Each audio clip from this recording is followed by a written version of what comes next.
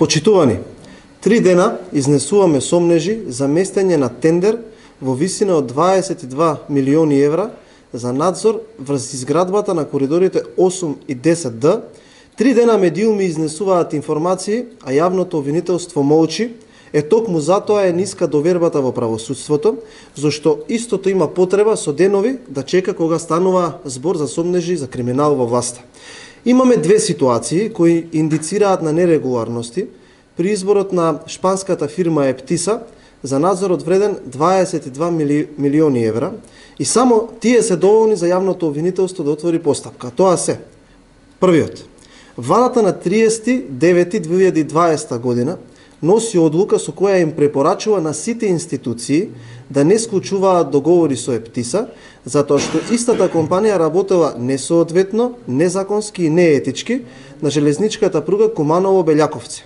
Една година подоцна, Министерството за транспорт и врски носи потврда со која издава дозвола на истата компанија Ептиса да може да врши надзор за истите работи, за кои веќе еднаш на владина седница е констатирано дека истата работела незаконски, неетички и несоодветно. Јавното обвинителство мора да истражи зошто Ептиса првен била санкционирана за по една година да добие повторно дозвола. Што се крие зад магичното брзо помилување? Број 2. Власта во тек на јавниот повик за избор на надзор го менува огласот во два дела. Првин го продолжува рокот за поднесување на пријави, но и го брише условот само фирми со позитивни биланси од последните 3 години да можат да учествуваат на истиот.